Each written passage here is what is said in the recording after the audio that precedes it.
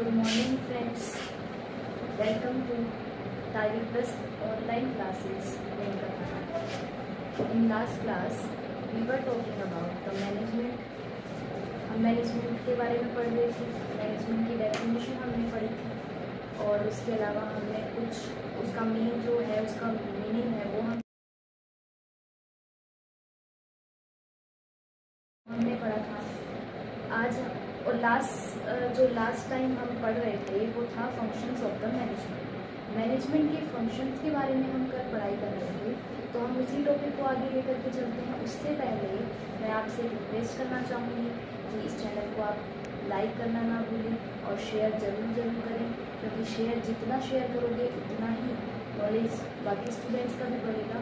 जो 12th की online classes जो है बिजनेस स्टडीज़ की हम ले रहे हैं, business studies of English medium classes for class 12th। सो आप शेयर ज़रूर करें इस वीडियो को और सब्सक्राइब करना ना भूलें हमारे चैनल। तो आगे हम बढ़ते हैं। हमने फंक्शंस ऑफ द मैनेजमेंट शुरू किया था, कल टॉपिक बीच में रह गया था आई थिंक।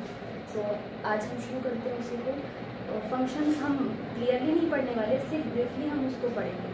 क्यों? क्योंकि एक बार ताकि नॉलेज हो जाए, क्योंकि जब हमने ये पढ़ा था, हमने एक डेफिनेशन में या फिर एक मीनिंग हमने जब पढ़ी थी मैनेजमेंट की, तो उसमें ये पढ़ा था कि मैनेजमेंट जो है वो क्या है, एक रेगुलर प्रोसेस है। मीन्स रेगुलर चलने वाली, निरंतर चलने वाली एक प्रोसेस है। तो निरंतर चलती वो कैसे है, इस वजह से हमने क्या किया था, हमने फंक्शंस कुछ पढ़े थे। बहुत सारे फंक्शंस होते हैं, लेकिन आज हम जो पढ़ने वाले हैं वो सिर्फ मुख्य रूप से मेनली 5 जो फंक्शंस हैं वो पढ़ने वाले हैं। हमने कल शुरू कर दिया था इस टॉपिक को। तो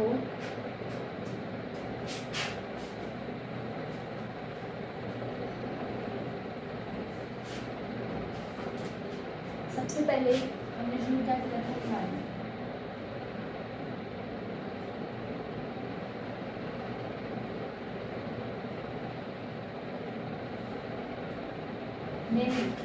जो पहले वाला सिलेबस 12th वालों का था, उसमें सिर्फ ये 5 ही जो काम थे उन्हीं के चैप्टर्स को, मतलब कि उन्हीं को चैप्टर्स में दिया गया था कि जैसे प्लानिंग का एक चैप्टर हो गया, फिर ऑर्गेनाइजिंग के एक चैप्टर हो गया, स्टाफिंग का एक चैप्टर हो गया। तो इस प्रकार से सारे जो चैप्टर्स दिए थे इन्हीं को क्लियरली एक्सप्लेन किया गया था। लेकिन अब जो न्यू सिलेबस आया है 2020 में, जो न्यू सिलेबस है 12th वालों का, उसमें कुछ अलग है। उसमें बहुत सारे जो ये फंक्शंस हैं मैनेजमेंट के, उनको क्या किया गया है, उनको सिर्फ एक चैप्टर में ब्रीफली समझाया। उसके अलावा बहुत सारी चीज़ें जो है वो हमें पढ़ने को मिलेंगी इस सिलेबस में, न्यू सिलेबस में। तो सबसे पहले हम पढ़ रहे हैं प्लानिंग। प्लानिंग क्या होती है, इसको ब्रीफली समझा देती हूँ। आई थिंक सभी बच्चों को पता है कि प्लानिंग क्या होती है। जब हम कोई भी काम शुरू करते हैं, कोई भी छोटे से शुरू करके बड़े से बड़ा जो काम होता है, उसको भी हम शुरू करने से पहले क्या करते हैं, हम सोचते हैं, विचार करते हैं। प्लानिंग करना मतलब कि हमें वो काम कैसे करना है, किससे करवाना है, कब करना है, ये सारी चीज़ें जो हम क्या करते हैं, एक उनकी क्या करते हैं, रूपरेखा तैयार कर लेते हैं कि हमें ये जो काम है, क्या काम जो है वो क्या है, व्हाट टू डू, और करना कैसे है, वो सब ठीक है, कब करना है। तो ये सारी जो चीज़ें हैं वो हमें मतलब जब हम इन सारी चीज़ों को हम किसी रूपरेखा के रूप में तैयार करते हैं, तो उसको हम क्या बोलते हैं, प्लानिंग बोलते हैं। समझ में आया? क्योंकि हमने सुना है ये भी कि जो पहले वाले जो लोग होते हैं, हमसे जो बड़े हैं हमारे घरों में, वो भी हमें क्या बोलते हैं कि कोई भी काम करने से पहले हमें सोचना चाहिए, विचार कर लेना चाहिए, मतलब सोच समझ के वो काम करना चाहिए। प्लानिंग के बिना जो काम किया गया है वो क्या है, मोस्टली सक्सेसफुल हम उसमें हो ही नहीं सकते। इसलिए without planning we can do nothing. Second वाला पॉइंट जो था हमारा, इसमें बहुत सारी डेफिनेशंस भी बहुत सारे लोगों ने दी हैं, वो हम एक्सप्लेन करेंगे आराम से जब हम सेकेंड चैप्टर में चलेंगे। हमारा जो सेकेंड चैप्टर है वो specially functions of the management है, ठीक है। दूसरा हमारा क्या था, ऑर्गेनाइजिंग। ऑर्गेनाइजिंग का मतलब, अच्छा मैं इनका हिंदी मतलब भी लिख देती हूँ। प्लानिंग का मतलब था हमारा नियोजन, ऑर्गेनाइजिंग का मतलब है संगठन। अब जैसे कि संगठन, तो मुझे जहाँ तक पता है कि किसी बच्चे को, शायद इंग्लिश मीडियम वाले बच्चे को नहीं पता है, तो हम बात करते हैं ऑर्गेनाइजिंग की। ऑर्गेनाइजिंग मतलब किसी चीज़ को क्या करना, ऑर्गेनाइज करना। ऑर्गेनाइज करने का मतलब मैं एग्जांपल दे देती हूँ कि जब आप क्लास 12th में एंटर कर रहे हैं, मतलब आपने अभी एडमिशन करवाया है क्लास 12th में, तो आपने क्या सबसे पहले आपने प्लानिंग करी होगी कि मैं इतने घंटे पढ़ूंगा पूरे साल तक, रेगुलर जो आपने टाइम टेबल बनाया है अपनी क्लास वाइज, जैसे इस सब्जेक्ट को मैं इतने बजे से इतने बजे तक पढ़ने वाला हूँ, इतने बजे तक पढ़ूंगा, और इसमें फर्स्ट टेस्ट में मैं इतने मार्क्स तो कम से कम ले ही आऊँगा इस सब्जेक्ट में। बिजनेस स्टडीज़ की बात करती हूँ कि बिजनेस स्टडीज़ में मैं फर्स्ट टेस्ट में इतने नंबर लेकर के आऊँगा, सेकंड टेस्ट में इतना लेकर के आऊँगा, और इतने घंटे में सब्जेक्ट को पढ़ूंगा। तो ये सब हमने एक टाइम टेबल के रूप में लिख लिया है, उसको हमने क्या बोला था, प्लानिंग बोला था। लेकिन ऑर्गेनाइजिंग क्या है, ऑर्गेनाइजिंग जो है उसका मतलब हम ऐसे समझ सकते हैं कि हमने जब क्लास 12 में एंटर किया तो हमें ये पता है कि हमें क्या क्या चीज़ चाहिए, उसमें हमें बुक्स भी चाहिए, हमें नोटबुक्स भी चाहिए, हमें पेन भी चाहिए, और हो सकता है लास्ट टाइम में जब हमें एग्ज़ाम पास आ रहे होते हैं तो हमें कुछ डेस्क बॉक्स वगैरह, क्वेश्चन बैंक्स होते हैं वो हमें चाहिए होते हैं। तो वो सारी चीज़ें हम ऑर्गेनाइज करते हैं। और अगर हम बिज़नेस से रिलेटेड बात करें तो बिज़नेस में क्या होता है, बिज़नेस में हम बात करें कि जैसे ये समझना है कि कौन सा काम किसको करना है, कौन सा जो अधिकार है, जो उत्तरदायित्व है वो किसको सौंपना है, किसको देना है। तो वो सोचते हैं कौन, जो हमारे ऊपर जो ऑफिसर्स होते हैं, ठीक है। तो उन्होंने ये सब ऑर्गेनाइज किया है, संगठित किया है, ठीक है। तो संगठन का मतलब समझ में आ रहा है कि हमें ये पता हो कि प्लानिंग तो हमने कर ली, हमने सोच तो लिया कि हमें ये काम करना है, लेकिन कैसे करना है और उसके लिए हमें क्या क्या चाहिएगा, जो सब चीज़ें चाहिएंगी ना, उन सभी चीज़ों की हमने लिस्ट बना ली और उनको हमने एक बांट दिया है बहुत सारे लोगों ने कि ये काम आपको करना है, ये काम, मतलब बहुत सारी रिस्पॉन्सिबिलिटीज हमारे पास होती हैं एक बिजनेस को चलाने के लिए। तो एक व्यक्ति, कोई भी सिंगल पर्सन जो है वो कोई भी काम को बिल्कुल तरीके से नहीं कर सकता है। अगर उसे अच्छे से उस काम को करना है तो हेल्प चाहिए होगी, ठीक है। जैसे हम डेफिनेशन में पढ़ रहे थे क्या कि ग्रुप प्रोसेस है, या फिर हम कहें कि ग्रुप एक्टिविटी है, क्योंकि बिना ग्रुप के मतलब एक व्यक्ति मैनेजमेंट को सही तरीके से नहीं कर सकता, इसलिए बहुत सारे लोगों की हमें आवश्यकता होती है। जो सारी रिस्पॉन्सिबिलिटीज़ होती हैं वो एक व्यक्ति के ऊपर आएंगी तो वो तरीके से उसको कंप्लीट नहीं कर पाएगा, इसलिए सब में बांट दिया जाता है। वो जो बांटना होता है, डिवाइडेशन ऑफ द टास्क या फिर वर्क, वो ही हम क्या बोलते हैं, ऑर्गेनाइजिंग उसमें हम बोलते हैं। थर्ड पॉइंट हमारा क्या था, स्टाफिंग। क्या है स्टाफिंग? स्टाफिंग का हिंदी मतलब मैं कहूँ तो नियुक्तिकरण।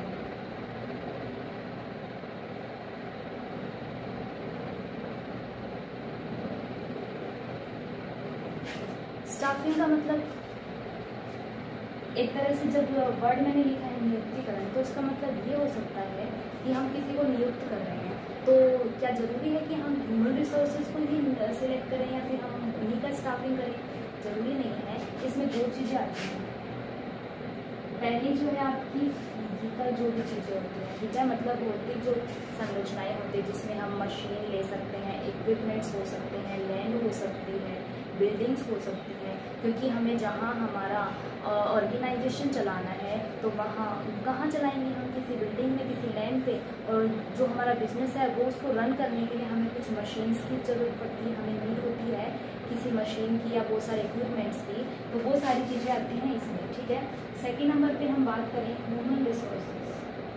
ह्यूमन रिसोर्सेज जो है वो, जिसमें हम ऐसा तो नहीं है कि हमारा जो युग जो चल रहा है अभी रोबोट वाला चल रहा है कि हाँ हम सारे काम रोबोट से करवा लें, नहीं।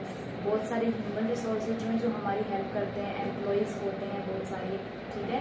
क्योंकि मशीन को चलाने के लिए भी तो हमें किसी व्यक्ति की आवश्यकता पड़ेगी ना, किसी पर्सन की हमें नीड होगी, तो वो जो है उसको भी हमें क्या करना है, सिलेक्ट करना है।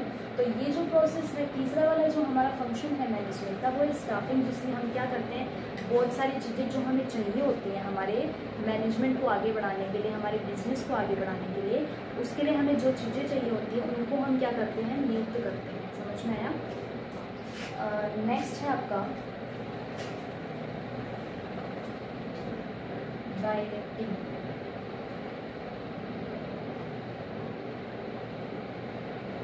डायरेक्टिंग को हम हिंदी में कह सकते हैं क्या, निर्देशन।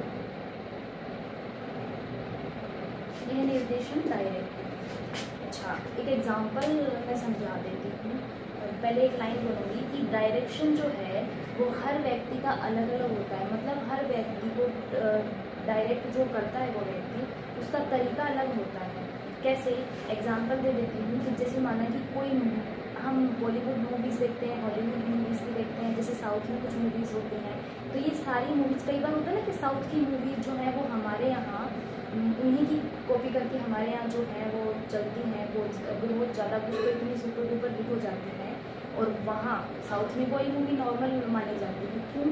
क्योंकि उसमें डायरेक्शन की कमी हो जाती है थोड़ी सी। तो डायरेक्शन जो है वो किसी व्यक्ति ने किस प्रकार से किया है, उसका जो वे है, वे ऑफ डायरेक्शन है, उस पर डिपेंड करता है कि हम सक्सेसफुल कितने होने वाले हैं, कितने हम सक्सेस होने वाले हैं। समझ में आ रहा है कि डायरेक्शन जो है, डायरेक्टिंग जो प्रोसेस है या फिर जो फंक्शन है मैनेजमेंट का, उसका मतलब ये है कि हम किसी व्यक्ति को ये बता रहे हैं कि तुम्हें काम करना है, लेकिन कैसे करना है। जैसे माना कि मुझे कोई भी काम आता है, अच्छे से आता है, लेकिन अगर वो ही काम किसी दूसरे तरीके से करना हो, मुझे काम तो मुझे आता था वो, लेकिन मुझे दूसरा तरीका उसका मालूम नहीं है, तो मुझे वो दूसरा तरीका अगर पता लगाना होगा तो मुझे कोई क्या करेगा, मुझे कोई बताएगा कि ये काम आपको इस तरीके से करना है। तो जो बता रहा है वो व्यक्ति कौन है? वो डायरेक्टर है, मुझे डायरेक्ट कर रहा है, मुझे निर्देश दे रहा है वो। तो समझ में आ रहा है कि किसी काम को किस तरीके से करना है, और उसको बताने वाला वो जो व्यक्ति है वो हमें डायरेक्शन देता है। समझ में आ रहा है? तो थर्ड जो नंबर पे हमने मैनेजमेंट का फोर्थ नंबर पे मैनेजमेंट का जो फंक्शन पढ़ा है वो क्या है? डायरेक्टिंग। ठीक है, डायरेक्टिंग का मतलब समझ में आया कि किसी व्यक्ति को ये बताना कि ये काम किस तरीके से करना है। जैसे हमने बात की थी बिजनेस की, कि बिजनेस में सबसे पहले हम प्लानिंग करते हैं कि हमें क्या करना है, हमें बिजनेस करना है। मैंने एग्जांपल लिया कि मुझे एक कपड़ों का बिजनेस करना है, ठीक है, तो मैंने प्लान कर लिया है कि मुझे कपड़े का बिजनेस करना है और किस मार्केट में मुझे चलाना है ये जो है, और मैं किस टाइप के कपड़े बेचने वाली हूँ, जैसे कि रेडीमेड हुए या फिर मुझे थोक में वैसे जो लंबे लंबे वो कपड़े आते हैं उस टाइप में मुझे बिजनेस करना है। समझ में आ रहा है? तो वो मैंने प्लानिंग की। फिर मुझे ऑर्गेनाइजेशन की ज़रूरत पड़ी कि मुझे वो बिज़नेस चलाने के लिए मुझे किन किन चीज़ों की नीड है, किन किन चीज़ों की मुझे आवश्यकता पड़ने वाली है। तो वो सारी चीज़ें मैंने कलेक्ट की। तो वो हमने क्या पढ़ा था? दूसरा ऑर्गेनाइजेशन जो काम है। तीसरा क्या है? स्टाफिंग। मतलब मुझे वो बिज़नेस चलाने के लिए किन किन व्यक्तियों की ज़रूरत पड़ेगी, किस मशीन की ज़रूरत मुझे पड़ने वाली है, तो वो सब चीज़ें मैं कलेक्ट करूँगी। ठीक है, तो वो क्या है? नियुक्ति करना। तीसरा है स्टाफिंग। फिर उसके बाद में मुझे हो सकता है कि मुझे जो काम आता है वो काम दूसरे को भी आता हो, लेकिन मुझसे बेटर आता हो, तो हो सकता है कि वो मुझे डायरेक्ट करे। क्लियर है? और मैं किसी को डायरेक्ट कर रही हूँ, मैं किसी को निर्देश दे रही हूँ कि आपको ये काम इस तरीके से करना है, तो वो इसमें आता है। फिर तो हम बात करते हैं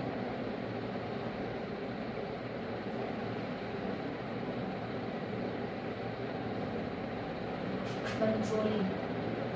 हिंदी नहीं है इसका। कंट्रोलिंग का मतलब क्या? कंट्रोल करना। जैसे हमारे घर में हमारे से बड़े लोग जो हैं वो हमें कंट्रोल में रखते हैं। क्या होता है कंट्रोल का मतलब? कंट्रोल का मतलब हम ऐसा समझ सकते हैं कि हमने जो डिसाइड किया था, जैसे माना मैंने ये सोचा था कि मैं प्रोडक्शन करूँगी इस साल में, जैसे मैंने कपड़ों वाला बिजनेस सोचा था, तो कपड़े जो मुझे बनाने हैं, माना कि मैंने ये सोचा था कि 100 यूनिट्स इस बार प्रोडक्ट करने वाले हैं, इस साल में 100 यूनिट्स हम प्रोडक्ट करने वाले हैं। लेकिन हुआ क्या, जब लास्ट में हमने 100 यूनिट्स हमें प्रोडक्ट करनी है, लेकिन कॉस्ट कितनी होगी उसकी? कॉस्ट जो हम कॉस्ट लगाते हैं कि हाँ किसी चीज़ का उत्पादन करने के लिए जो पैसे लगने वाले हैं, वो कॉस्ट होगी आई थिंक 50 रुपीज़। एग्जाम्पल है, ऐसा मत समझना कि 50 रुपीज़ में कुछ हो जाता है, आजकल 50 रुपीज़ में कुछ भी होता है। तो एग्जाम्पल लिया है छोटा सा कि 100 यूनिट्स हमें बनानी है और कॉस्ट क्या होने वाली है इसकी? 50 रुपीज़ होने वाली है। ठीक है, हमने ये सोच के हमने अपना स्टैंडर्ड ये माना था कि हम 50 रुपीज़ इन्वेस्ट करेंगे और 100 यूनिट्स बनाएंगे। लेकिन लास्ट में हमने देखा क्या कि हमने यूनिट्स तो बनाई थी सिर्फ 90 की बनाई है। ये हमारे स्टैंडर्ड है, ऐसे समझिए कि हमने ये माना था। फिर हमारा जो रिजल्ट आया है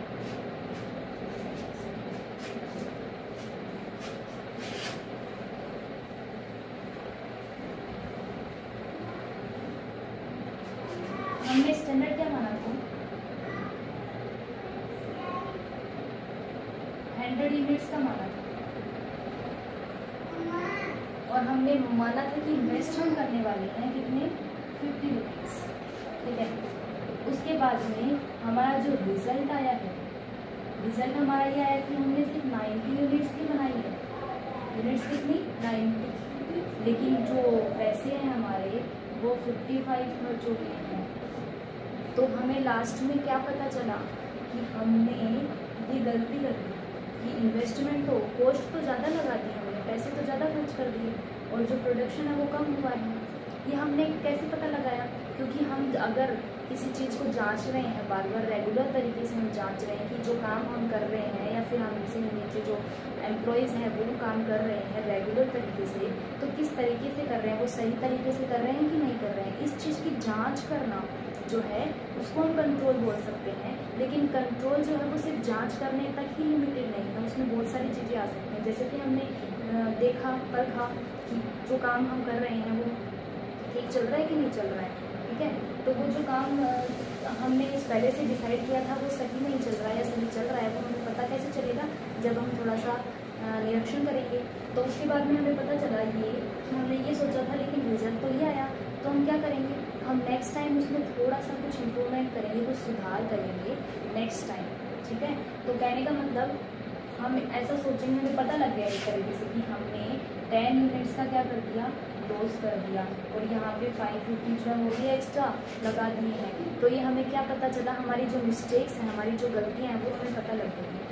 अब उसके बाद में तीसरी जो प्रोसेस है वो ये आती है कंट्रोल के अंदर, हम कंट्रोल में इंक्लूड कर सकते हैं तीसरी, कि हम इम्प्रूवमेंट करें। जो हमने लास्ट टाइम मिस्टेक्स की थी वो इस साल ना करें।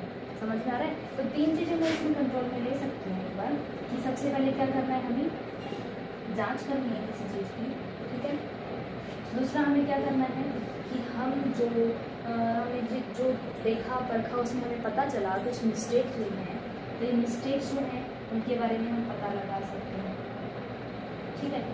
नेक्स्ट हम क्या करेंगे? जो हमने मिस्टेक्स इस साल करी है क्या हम नेक्स्ट ईयर भी करेंगे? नहीं, हम उनमें सुधार करेंगे। तो इम्प्रूवमेंट जो है वो हम करने वाले हैं, ठीक है। तो इसको हम कंट्रोल बोल सकते हैं। और आगे जब हम नेक्स्ट चैप्टर पढ़ेंगे, सेकंड चैप्टर में फंक्शंस ऑफ द मैनेजमेंट आएंगे, उसमें हम बिल्कुल एक्सप्लेन करके पढ़ने वाले हैं। यही नहीं और भी बहुत सारे फंक्शंस हैं, उनको बांटा हुआ है बहुत सारे टाइप्स में, तो वो हम पढ़ने वाले हैं। आज हमने ये क्यों पढ़ा था ये पता है किसी को? हमने इसलिए पढ़ा था कि जब मैंने मैनेजमेंट का मीनिंग बताया था, मीनिंग ऑफ द मैनेजमेंट मैंने समझाई थी, तो मैंने ये कहा था कि management is a regular process है मैनेजमेंट। इसलिए ये रेगुलर प्रोसेस कैसे है? क्योंकि एक के बाद एक फंक्शन जो है उसमें चलता रहता है, कि हम हर दिन हम ये सोचते हैं कि आज ये काम कैसे होगा, कैसे करना है। कोई ज़रूरी नहीं कि नियोजन के बाद में हम सीधा, प्लानिंग के बाद में हम सीधा ऑर्गेनाइजेशन ही करें। ऑर्गेनाइजेशन प्लानिंग तो हमारी चलती रहती है, रेगुलर चलने वाली प्रोसेस है ये, तो कि हम हर टाइम प्लानिंग करते रहते हैं, कभी किसी काम के लिए कभी किसी काम के लिए। लेकिन ये ज़रूरी नहीं कि प्रोसेस जो है वो हमारी ऐसे ही चलती रहे, ठीक है। तो functions of the management complete हो चुके हैं। नेक्स्ट टॉपिक हम कल पढ़ेंगे features of the management. Management की जो फीचर्स हैं वो इसी चैप्टर में आपके फर्स्ट चैप्टर में है आपके, तो यही वाला टॉपिक हम कल क्लियर करने वाले हैं।